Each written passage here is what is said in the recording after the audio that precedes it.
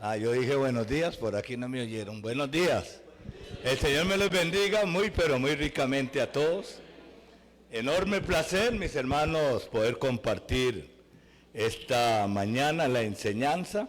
Hoy sí siento que es una enseñanza y les invito a preguntar todo lo que quieran, que aquí tengo apoyo y respaldo a mi hermano pastor.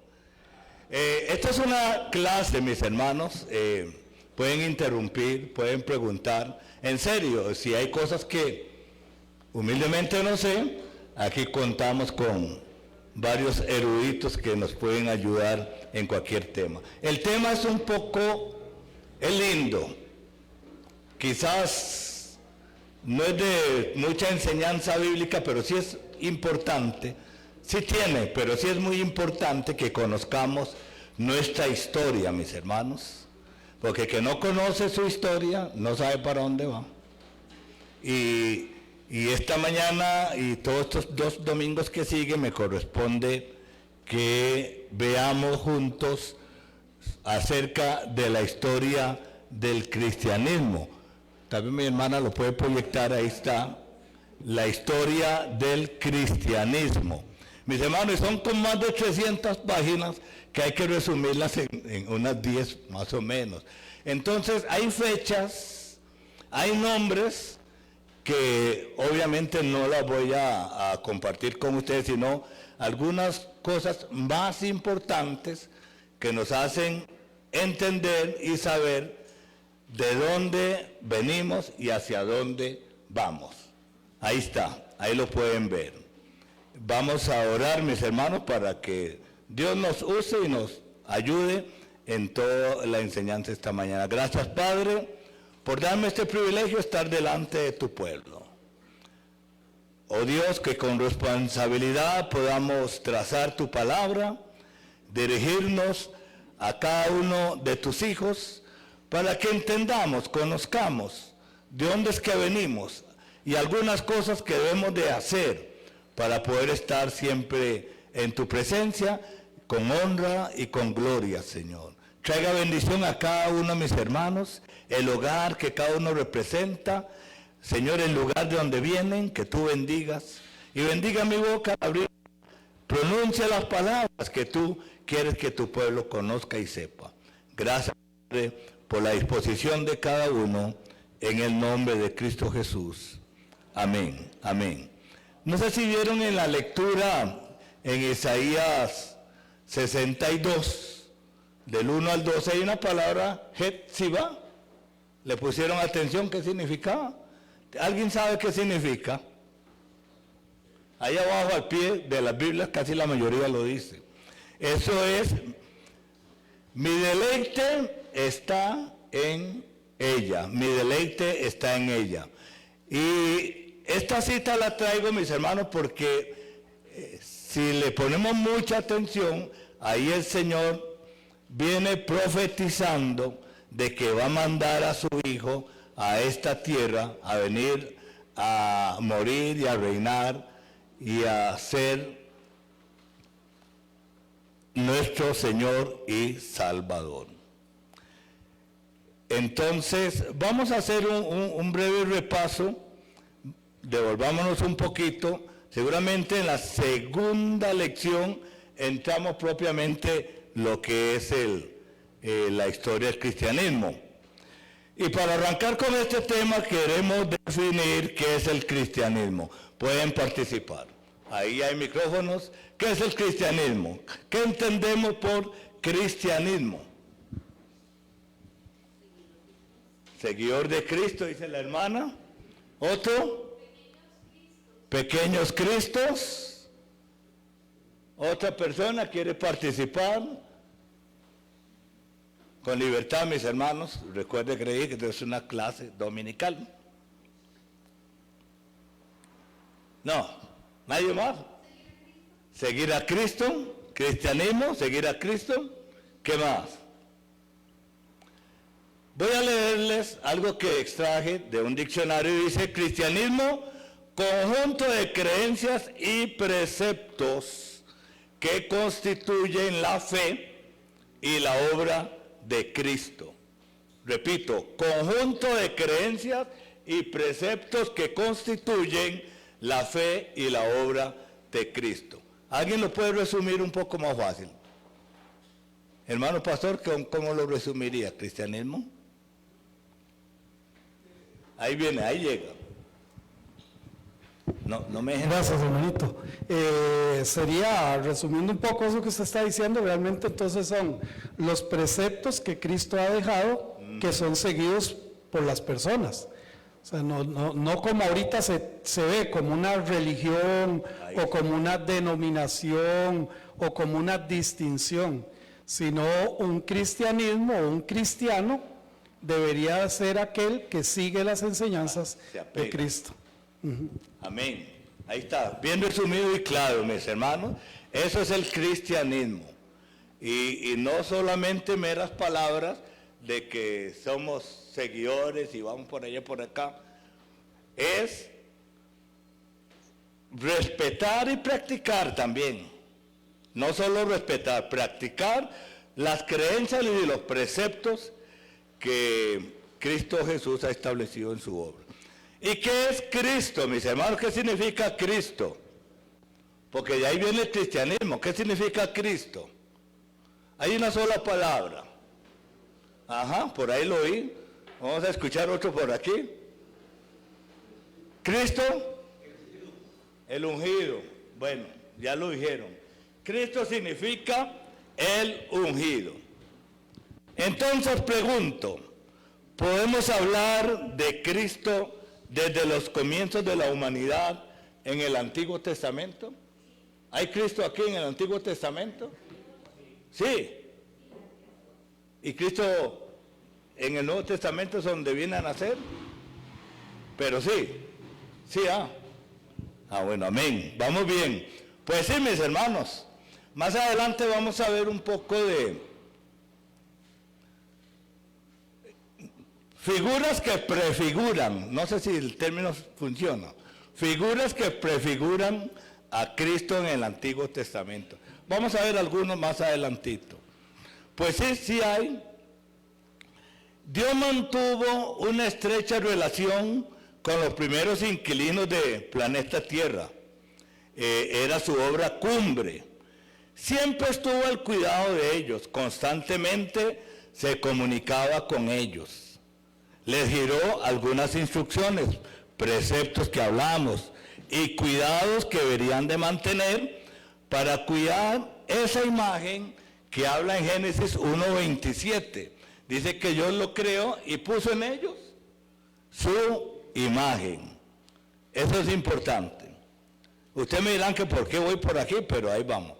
Y creó Dios al hombre a su imagen, y a imagen de Dios lo creó, varón y hembra lo creó. Y dice el versículo 28, y los bendijo Dios, y les dijo, fructificad y multiplicaos. Instrucciones en el versículo 29 y 30 de Génesis 1 podemos encontrar las instrucciones. Mis hermanos, el ser humano, de casi todos, en los ámbitos, en los lugares donde se mueve, debe moverse a través de instrucciones, de reglas, de normas. Y a veces, ¿qué es lo que hace uno normalmente? Yo no dije, Y toda bestia, bueno, hoy el 29, dijo Dios, he aquí que os he dado toda planta que da semilla, que está sobre la tierra, y todo árbol que hay fruto y que da semilla, os serán para comer. Y a toda bestia de la tierra, y a todas las aves de los cielos, y todos los que se arrastran sobre la tierra, en que hay vida, toda planta verde le será para comer. Y fue así, y vio Dios que todo lo que había hecho, he aquí que era bueno en gran manera. Dios giró instrucciones para que el ser humano se pudiera mover libremente conforme a su voluntad. Señor, micrófono allá.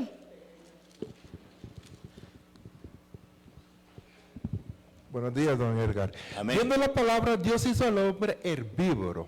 ¿A partir de dónde empezamos a convertirnos en carnívoro? Dios hizo al hombre herbívoro. Sí. Pero dijo que podían comer de todo animal. ¿Recuerda? Ahí lo acabamos de leer. ¿Sí? Lo acabamos de leer. Revuélvase un poquito ahí a Génesis 29, el 30, aves, animales, sí, ahí está. Sí, Dios, lo que hizo Dios para el hombre, para que disfrutáramos de todo lo que Él creó para nosotros. Micrófono con Chávez. Así me gusta, mis hermanos. Chávez, Augusto.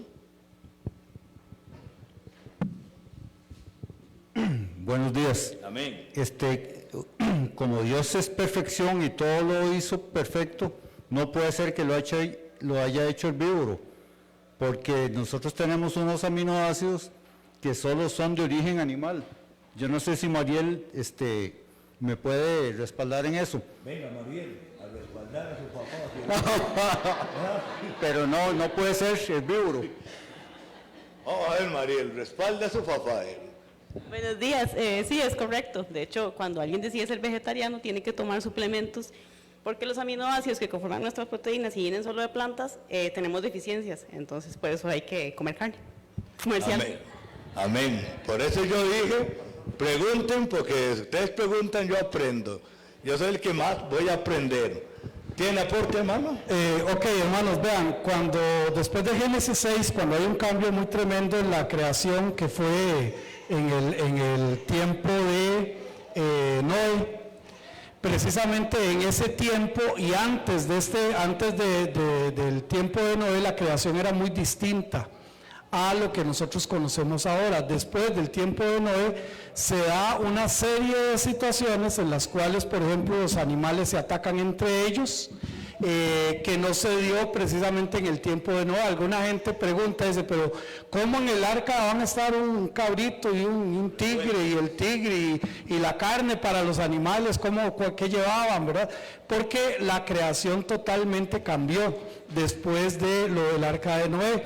En el tiempo en que nosotros vamos a estar en el milenio, también las condiciones van a cambiar, pero por supuesto que el pecado ha hecho que toda la creación vaya cambiando. No olvidemos también un punto importante, que antes del diluvio no existía la lluvia tal y como nosotros la conocemos, sino que dice la palabra que un vapor salía de la tierra. Entonces, todos estos cambios pues son partes, ¿verdad?, por supuesto, de la naturaleza del pecado, y por eso la palabra de Dios dice que la tierra también gime, esperando también este tipo de redención para la tierra. Sí, amén, gracias, hermano. No olviden comer su bistecito, los aminoácidos hacen falta. Dice Génesis 2:15, tomó pues Jehová Dios al hombre y lo puso en el huerto del Edén, ¿para qué? Que lo labrara y lo guardase. En el versículo 16, y mandó Jehová Dios al hombre diciendo, de todo árbol del huerto podrás comer, ¿mas qué? Del árbol de la ciencia del bien y del mal no comerás, porque el día que él comiere, ciertamente ¿qué? Morirás. Mis hermanos, no había terminado Dios de darle las instrucciones cuando se va por ahí, evita por ahí, se pone a conversar con quien no debería conversar, y llega el pisuicas y le distorsiona todo el asunto. Y aquí empieza todo el problema del ser humano. Todo el dilema nuestro empieza por la desobediencia. Por aquí empezamos. Y eso lo venimos arrastrando desde ese primer pecado. Y qué difícil es, en realidad, para el ser humano, cuando hay preceptos, cuando hay normas, hay reglas, hay reglamentos, casi nunca nos gusta cumplirlos. Los que manejamos, no pase de 30, le subimos a 60. precaución, curva, y no nos damos cuenta.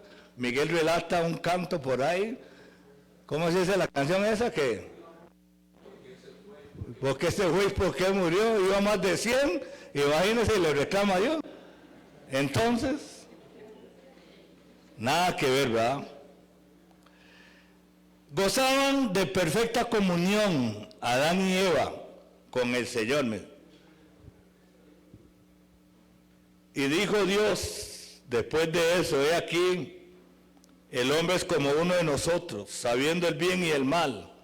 Ahora pues, para que no alargue su mano y tome también del árbol de la vida y coma y viva para siempre, los sacó Jehová del huerto del Edén. Recuerda que les dije, Dios los tomó y los puso en el Edén. ¿Ahora qué? Los sacó fuera del Edén. Se lo ganaron. Para que labrase la tierra de que fue tomado. Versículo 24, lo pueden leer. 3:24. O sea, los echó. Qué feo, ¿eh? Después de estar ahí, comunión hermosa. Pero por una desobediencia, Dios los echó. Y como si fuera poco, mis hermanos, se pone Eva a hablar con el diablo, con la serpiente, y le dice, ustedes pusieron atención cuál fue la orden que Dios le dio a ellos, a los dos, que no comieran. Y Eva le dice al principio, Dios dijo que no coma ni lo toque, poniéndole un poquito más. A veces hablar de más trae problemas. Pónganle atención a esa cita. No lo toque, nada más les dijo Dios. Pero cuando ella empieza una conversación que no debería haberla establecido con el enemigo, le pone un poquito más a este asunto. Entonces esa imagen de Génesis 1:27 se desfiguró, mis hermanos. ¿Cómo podemos decir? Como cuando se toma una foto movida, recuerdan las cámaras de antes, que entonces la foto se distorsiona. Esa imagen que Cristo había puesto en el ser humano se distorsionó. Chávez.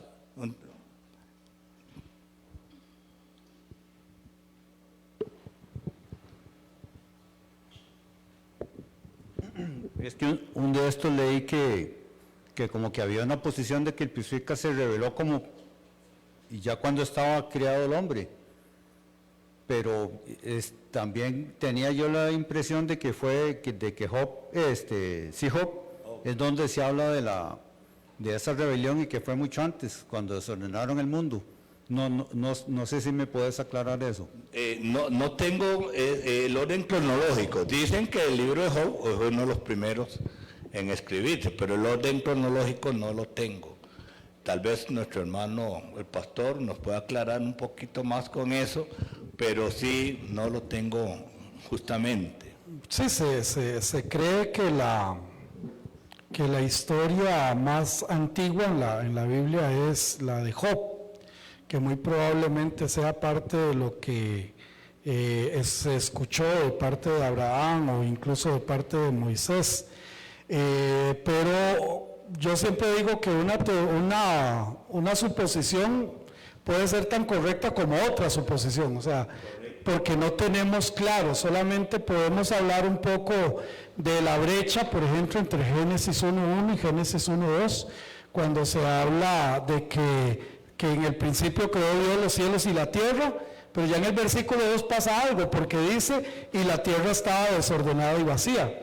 Entonces, eso es lo que se conoce como una brecha histórica, donde algunos ahí precisamente es donde ponen o acomodan la rebelión de Satanás con la tercera parte de los ángeles. Recordemos que la Biblia, primero, no es un libro cronológico, y tenemos que entender que la suma de ella es verdad. O sea, en Génesis nos dice solamente esto, en Ezequiel nos habla de la caída de Satanás, y en Apocalipsis nos da un número, la tercera parte de ángeles. O sea, tenemos que ver todo el panorama completo.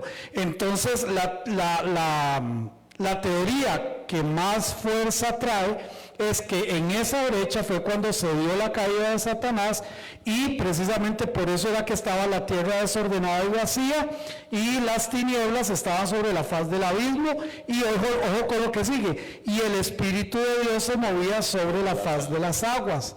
O sea, estaba haciendo ahí un trabajo de protección, de cuidado. Y se da luego lo que es la creación, que hay tres palabras, que es la palabra bara, crear de la nada, pero también utiliza la palabra en hebreo que es volver a aparecer. O sea, algo que se había escondido, que ya no estaba. Sí, amén. Pero como Dios es tan sabio, ya tenía un plan preparado. Génesis 3:15, y pondré enemistad entre ti y la mujer, y dice que ella te herirá en la cabeza y tú en el calcañar. Ya Dios desde ahí estaba planeando la llegada de nuestro Señor y Salvador Jesucristo. Miguel tiene el lenguaje actual, puede leer Génesis 3:15.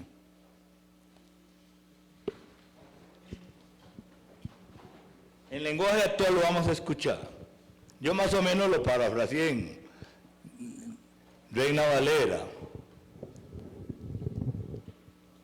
Haré que tú y la mujer sean enemigas. Ajá. Pondré enemistad entre sus descendientes y los tuyos. Un hijo suyo te aplastará la cabeza y tú le morderás el talón. Ok, ahí está más claro para que entendamos por dónde el Señor estaba mandando ya esta profecía. Durante todo el Antiguo Testamento hay varias figuras que les decía que prefiguran a Cristo, obviamente respetando, mis hermanos, a nuestro Señor y Salvador. No hay comparación, pero hay algunas figuras. Me captan lo que les quiero decirles. Hay figuras, pero decir que son iguales, no. Y uno de ellas, el primero es Adán. Adán es una prefigura de Cristo, pero por contraste. Por contraste. Dos cosas diferentes. Y no por semejanza, sino por contraste. Por ejemplo, es la obra maestra de Dios. ¿Quién? Adán. Por tanto, de la creación terrestre como la celestial. Adán fue establecido rey del universo. Dios le dio poder para dominar sobre los peces, el mar y todo lo que en ella hay. Y Jesucristo le dio, no fue que le dio, sino que Él es el creador de todo el mundo. Jesús declara que todo el poder le ha sido dada a Él. Eso está en Mateo 28. Toda potestad me es dada en el cielo y en la tierra. Dios duerme a Adán. ¿Para qué? Sacó de su costilla, ¿a quién? A Eva. ¿Y Eva quién es? La esposa. Jesús, de su costilla brotó sangre y agua que representa la salvación de su iglesia. Vamos.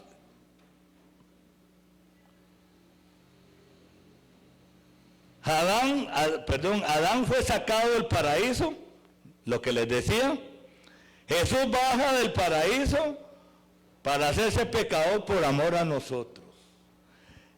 Hay contraposición, pero es un símil de la figura de Cristo. Dios cargó en él el pecado de toda. Abel es otro, prefigura de Cristo. Abel fue pastor de ovejas y Jesús es el buen pastor. Jesús es el buen pastor de las almas. El sacrificio de Abel fue agradable a Jehová. El sacrificio de Cristo es el único que Dios acepta y le agrada para remisión de nuestros pecados. Vamos con otro, José. José es una de las imágenes más sorprendentes del Mesías Redentor. José estuvo expuesto a celos de sus hermanos. Era muy amado por su padre Jacob. ¿Recuerdan que hasta le hizo una vestimenta especial? Era muy amado. José fue vendido por sus hermanos. Jesús fue vendido por un judío. ¿Estamos? Símiles. La túnica de José fue empapada con sangre. La túnica de Jesús fue embebida con sangre que brotaba de su propio cuerpo, por los latigazos, por todo el sufrimiento que tuvo por nosotros, de su flagelación que sufrió. Hay una película que no me gusta verla, pero mira que no me gusta ver, en realidad es muy cruel. José fue detenido y encarcelado con 2 prisioneros, ¿recuerdan? Cuando la mujer esta lo quiso enredar, luego, ¿cómo se llama? El panadero y el copero, fue a la cárcel en medio de 2 prisioneros. Jesús fue crucificado en medio de 2 ladrones. Promete a uno la felicidad del cielo y al otro la condenación a causa de su impenitencia, obstinación, el pecado, dureza de su corazón para arrepentirse. Y José profetizó en un sueño de uno de ellos, que uno iba a ser restaurado y el otro no. ¿Ven las figuras, mis hermanos? El Cordero Pascual es una figura, hay que leerlo en Éxodo, vamos a ir un poco más rápido. La serpiente de bronce, Nejustán, cosa de bronce, que fue desechada porque querían empezar a rendirle adoración. El cordero inmolado, el maná. Jesús se identifica como el pan del cielo, y el maná que descendió para los israelitas cuando tenían hambre, el pan del cielo también descendió del cielo. La roca, el arca, pues vamos a leer un poco, porque si no, no voy a salir. Dios había establecido que nuestro Señor y Salvador Jesucristo vendría a este mundo como el Verbo de Dios hecho carne. Hubo un periodo desde que Dios declaró en Génesis 3:15, como por un espacio de 700 años, según dicen los que saben, el Señor dará señal. Por tanto, esto lo encontramos en Isaías.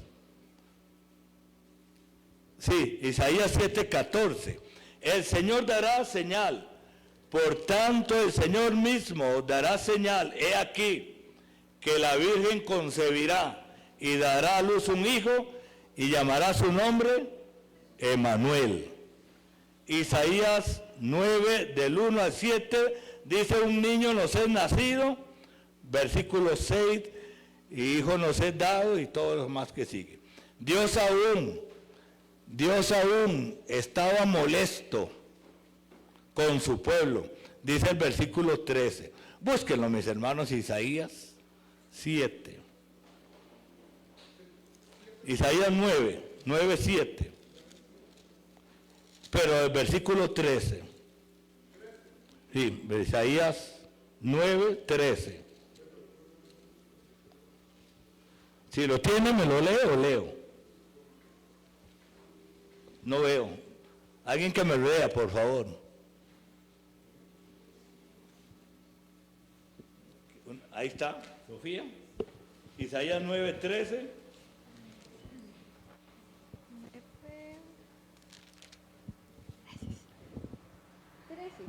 9:13.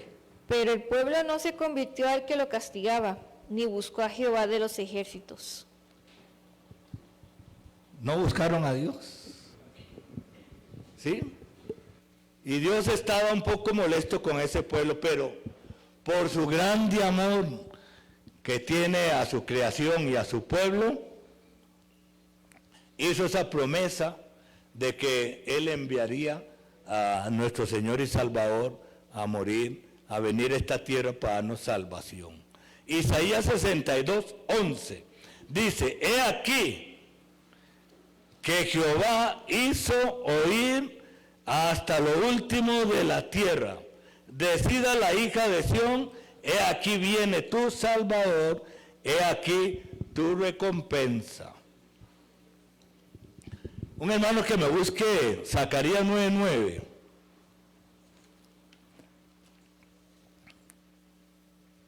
Zacarías 9:9. Ahí está Patti. Alégrense mucho, hija de Sión, da voces de júbilo, hija de Jerusalén. He aquí tu rey vendrá a ti, justo y salvador, humilde y cabalgando sobre un asno, sobre un pollino, hijo de asna. Amén. Y Juan 12:15 se cumple toda esta profecía que el Señor había establecido. A pesar de todas las situaciones negativas y del pecado del pueblo, Dios siempre puso en el corazón de algunos firme convicción de que nacería el sol de justicia. Malaquías 4:2. Mas a vosotros, los que teméis mi nombre, nacerá el sol de justicia, y en sus alas traerá salvación, y saltaréis como becerros en la manada. Y aquí es donde vamos a entrar un poquito en la historia del cristianismo. Según tradición cristiana, Jesús nació, ¿dónde? En Palestina. Hay un canto: en Belén nació Jesús, y tierra bendita y divina es la de Palestina. Jesús nació en Palestina, de ahí vamos a partir. Y según algunos estudiosos, dicen que Palestina es el centro del mundo. Karina, si podía proyectarme ese primer mapa que le dije para... Aquí mi hermano Fernando creo que me va a ayudar un poco. Espero que sí. Ya le había endosado eso. ¿Lo logran ver, mis hermanos, dónde está Palestina? Mi hermano Fernando, ¿me puede ayudar? Tal vez me cuesta... Venga, nada más para que me ubique. No tenemos puntero, ¿ah? Si hubiera un puntero sería mejor. Pero si ustedes ven... Tome el micrófono. ¿Dónde está Palestina estratégicamente? No, con Edgar hablábamos hace una semana, me pidió ayuda para la otra semana también, ¿verdad? Me dijo que me agarró fuera de base. Eso es lo que era Oriente Medio, en aquella época de Jesús, cuando Jesús nace, era parte del Imperio Romano, ¿de acuerdo? Eso es clave. Siempre ha sido dominada por diferentes imperios, babilónico, asirio. Al día de hoy es un lugar de muchísima trascendencia económica, porque es la ruta principal de comercio que une Europa con Oriente. De hecho, la llamada ruta de la seda, la ruta que trae cosas desde China para sacarlas a Europa, pasa por ahí. O sea, la importancia de la confluencia tiene que ver en el concepto religioso con las religiones más fuertes. El cristianismo, los musulmanes, el judaísmo intercalan o convergen en el mismo lugar, exactamente en las orillas del mar Mediterráneo, ¿de acuerdo? En ese punto de entrada hacia el norte o hacia el noroeste, vas a buscar hacia la parte de Europa, que fue todos los viajes que Pablo realizó. ¿Okay? Hoy en día Turquía. Entonces toda esa parte que usted ve arriba del Mediterráneo, eso es la isla de Chipre, y si usted arriba dice Europa y el Mar Negro, entonces toda esta es la zona. Entonces Palestina en ese momento, ahí pueden ver el río Jordán, hacia abajo es donde estaba Egipto, que fue donde se dice la historia que Jesús viajó cuando huían de Herodes, en aquel momento. ¿Okay? Si lo tenemos como una zona de transición importante por la cuestión religiosa y también la cuestión política, militar y sobre todo económica en días actuales, esa zona nunca va a tener conflictos militares. O sea, no la ha dejado de tener y creo que no tendrá. Ahorita justo en la parte norte de lo que es Palestina hoy está el país que se llama Siria. ¿Ok? Y por ahí está Cisjordania y Jordania, que son los países que hoy están en conflicto continuo entre los palestinos y los judíos. ¿Ok? Parte de la historia también nos da a entender hoy porque el Nuevo Testamento habla de la diferencia, ¿verdad?, de los samaritanos y los judíos, ¿verdad? Porque a pesar de que compartían partes de las mismas tierras, eso viene desde la historia, cuando los samaritanos pues tenían la diferencia puntual por las capitales del Reino del Norte y del Reino del Sur. La capital del Reino del Sur es lo que hoy es Jerusalén, hoy en Israel como país, y Judea como su capital. La capital del Reino del Norte es entonces, ¿quién me la dice? ¿Quién? Samaria. Okay, por eso no se quieren, por esa diferencia entre los dos reinos que había. El Reino del Norte fue llevado con los babilonios para nunca más, con los asirios para nunca más volver. Son las 10 tribus dispersas en el mundo actual. El Reino del Sur, el actual Israel. Lo que tiende a confusión es que la Biblia cuando habla de casa de Israel o reino de Israel, no es el Israel de hoy. El Israel de hoy es el Reino del Sur, que nace en Judá, que ahí sale. Ahora, en la parte de historia, en esta zona, se dan muchísimas influencias de la parte de los árabes actualmente, que vienen desde la zona de Egipto, zona norte, y toda la zona este, que tiene influencia gigantesca. De hecho, cuando me dijeron el dato del tamaño de Israel, es sorprendente. El tamaño de Israel es menos que Guanacaste, territorialmente hablando. Y los enemigos son gigantescos, o sea, todo lo que rodea a Israel. Vamos a ver si me subo por aquí. Ya cagaré. Israel es un puntito en el mapa aquí. Pero hasta aquí se ve grande porque es una zona, es un mapa ampliado. Pero si uno ve el mapa mundi, Israel es un puntito minúsculo. Ahora, que ese puntito no sea, o sea, es cuestión de tirar, va a sonar feo, tirar una bomba y desaparecen todos. Pero, ¿qué demuestra esto? ¿Que la mano de quién está con los israelitas? Dios, definitivamente no hay otra explicación. Porque simplemente podían avasallar. Y recuerden que desde épocas antiguas buscan destruirlos, buscan desaparecerlos. Entonces, toda la caminata que se dio, por ejemplo, en el Egipto, se dio rondando toda esta zona. Salieron de Egipto por aquí, pasaron y giraron ahí. Entonces, desde aquel momento ya habían conflictos de querer destruirlos, de querer desaparecerlos. ¿Okay? La creación se dio en Irak, justo aquí, un poquito más para arriba, donde están los ríos Tigris y Éufrates, que la historia común nunca ha negado. La historia niega muchas cosas de la Biblia por querer llevar la contraria, pero la Biblia ha venido a confirmar muchos datos históricos y científicos que la Biblia siempre ha estado, desde la existencia propia de los primeros tiempos cuando Moisés lo escribió. Entonces, lo importante de entender esta zona es que todo lo que hoy son noticias que tengamos que leer, vamos a tener que entender eso. ¿Okay?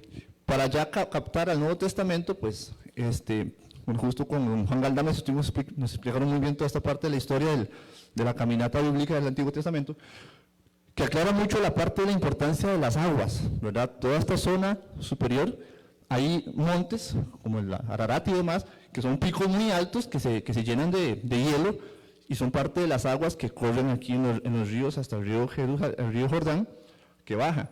Y parte de la importancia geográfica es entender, por ejemplo, que Jerusalén no es una zona plana. Cuando en la Biblia dice subían a celebrar las fiestas, es porque Jerusalén, estás en la playa y Jerusalén está en la zona alta. Okay, y toda esta zona Jesús lo anduvo caminando. De hecho, creo que la Biblia, en cuestión de 4 capítulos en Juan, dice que fueron 3 años seguidos en 4 capítulos que Jesús subió 3 veces a estas fiestas.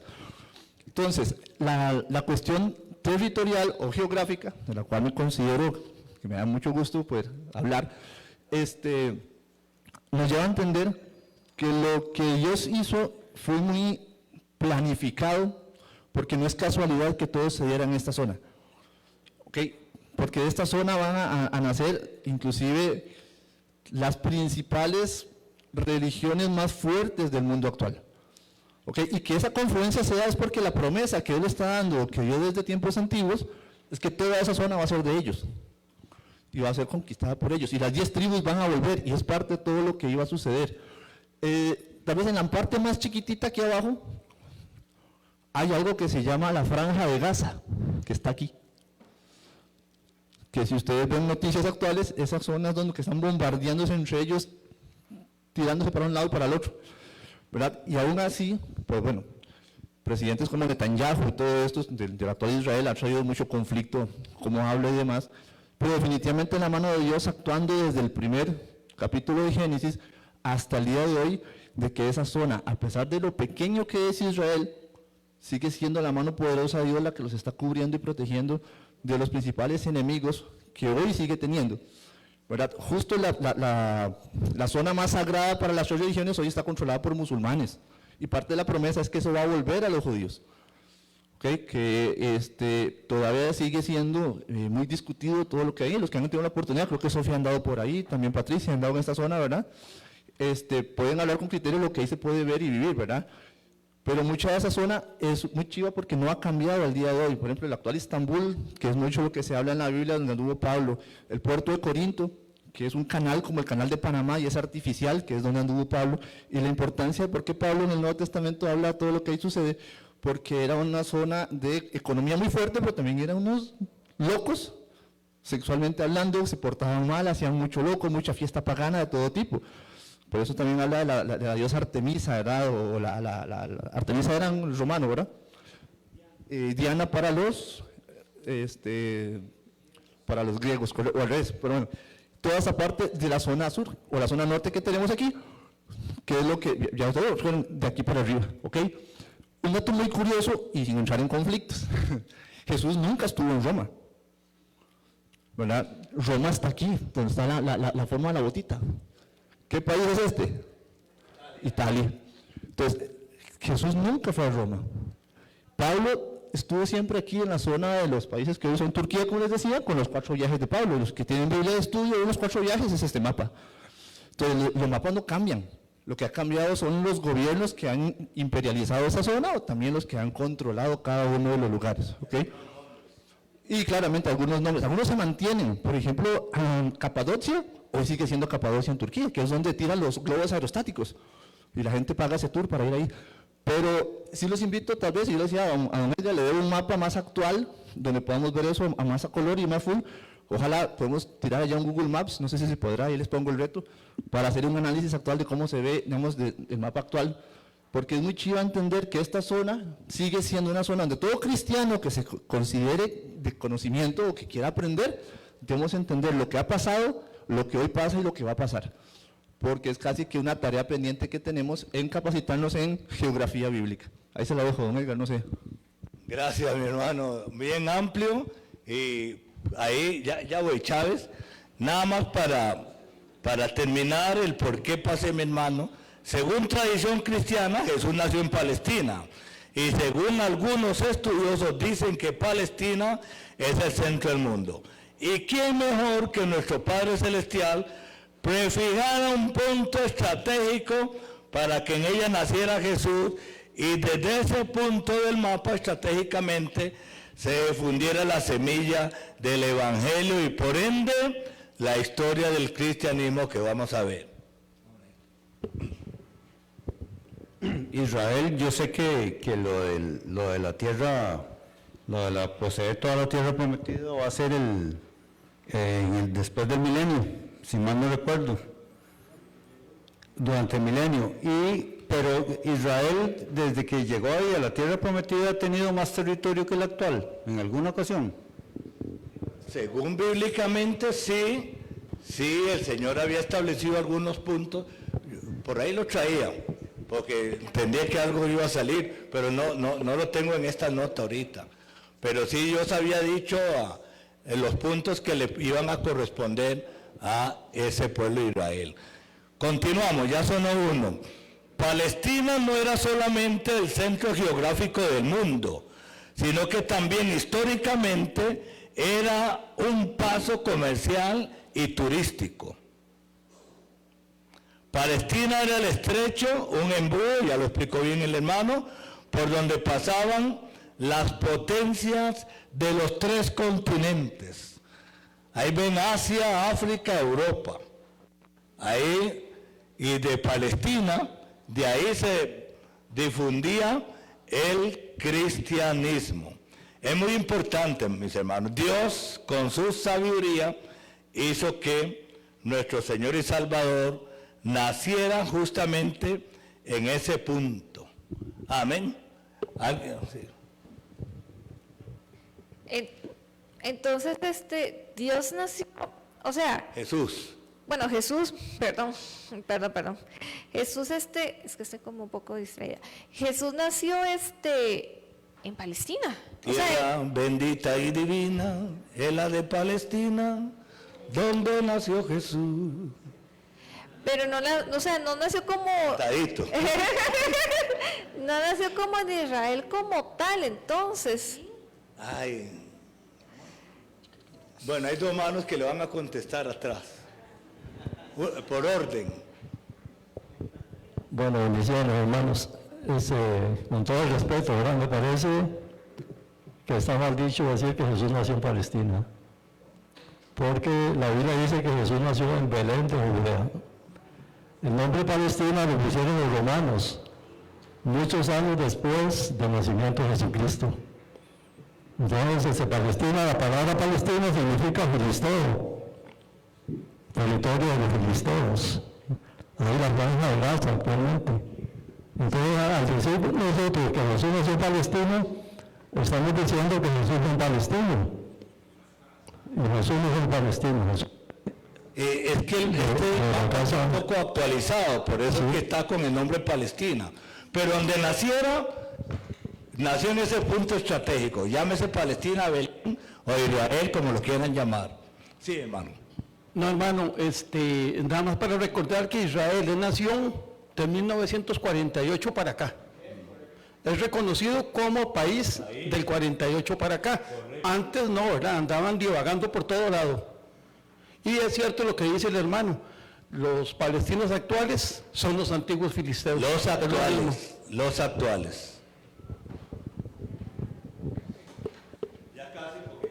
Tal vez solo para entender un poquito, el término palestino no es una nación, no es un país, es un apodo, más bien era en repudio al pueblo de Israel.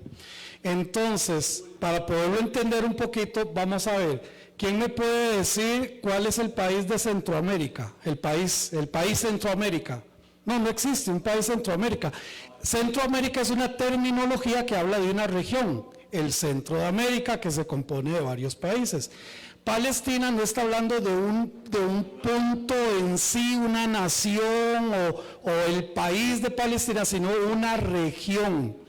Entonces, por supuesto que Belén, que Jerusalén, que parte de Asia Menor, se habla de esa región de Palestina. Por supuesto que para nosotros es muy lejano, pero tal vez a un europeo decirle, usted conoce Centroamérica y se pone a buscar el país de Centroamérica. No existe un país de Centroamérica, pero apunta a una región centroamericana.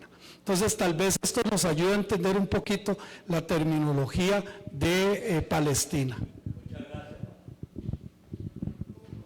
Lo que queremos hacer más énfasis es en el punto donde nació nuestro Señor y Salvador Jesucristo, que Dios estratégicamente buscó el centro del mundo. Ahorita porque tengo un mapa actualizado, se llama Palestina. Puede haber sido Belén, puede haber sido Israel, Jerusalén, o el nombre que ustedes le quieran poner. No le va a quitar el propósito por el cual el Señor estableció que ahí fuera. Hay tres grupos religiosos, lo acaba de decir el hermano, que pretenden ser universales y que en ciertos periodos se difundieron por el mundo apelando a los hombres de todas las razas con sus doctrinas, y entre ellos encontramos el budismo, el cristianismo y el islamismo. El budismo comenzó en el noreste de India, ahí sí pueden verlo en el mapa, 6 siglos antes de Cristo. El islamismo nació en Arabia 6 siglos después de Cristo. El budismo se esparció hacia el oriente, donde los chinos, toda esa zona, y llegó a ser la religión más difundida en Asia, el budismo. El islamismo se extendió principalmente hacia el este y el sur de Arabia y se transformó en la religión de los grandes continentes entre Asia y África. En los últimos 4 o 5 siglos, ninguno de estas dos religiones han dado muestras de vitalidad, resultando un avance casi nulo con sus pocas posibilidades. A diferencia de estas dos, el cristianismo comenzó desde una posición estratégica, como acabamos de ver. Palestina puede ser comparada con ese estrecho corredor entre el mar y el desierto o puente que une 3 continentes que les habían. El cristianismo pronto se esparció hacia esos 3 grandes continentes y su primer triunfo en forma decisiva fue alrededor de todo lo que se ve del mar Mediterráneo. Y hasta aquí vamos a llegar para arrancar con los elementos que ayudaron al crecimiento acelerado del cristianismo. Ahí lo vamos a ver. ¿Alguna? Por aquí, el micrófono.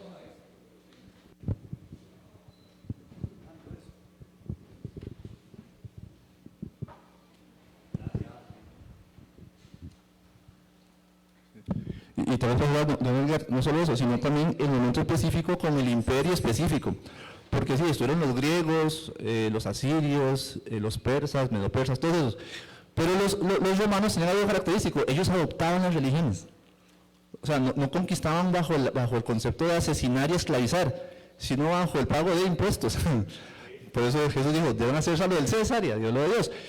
Paguen lo que tengan que pagar. Pero los romanos fueron el imperio más poderoso de la historia, justo por eso, porque ellos no te conquistaban y te mataban. Ellos te conquistaban, pero te dejaban, siga su vida normal, nada más paguen los impuestos de vivir en lo que a usted le corresponde. Y justo ahí nació Jesús, ¿verdad? En el momento donde podía saber Dios el plan, que eso se iba a catapultar, ¿verdad? Porque ya después ahí entra lo que es la apologética, pero que es el montón de situaciones que los romanos pudieron haber hecho para decir que Jesús no había resucitado, pero no lograron hacerlo. Hasta 300 años después que Constantino lo oficializa. Pero en ese momento histórico creo que Pablo dice la religión desconocida, no conocida, ¿verdad? O el Dios no conocido, perdón. ¿Verdad? Exacto. Entonces, es el momento del imperio exacto donde Dios sabía que esto iba a ser una catapulta o una punta de lanza.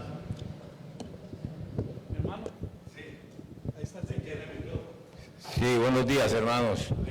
O sea, me siento totalmente confundido con esta lección de escuela dominical de hoy, porque siento como que esos palestinos, tanto están hablando de los palestinos acá en la escuela dominical, que me da la impresión de que esos revoltosos de las universidades de Estados Unidos tienen razón de defender a los palestinos, esos que se están levantando contra el pueblo de Israel. Eso es la impresión que me está dando esta lección.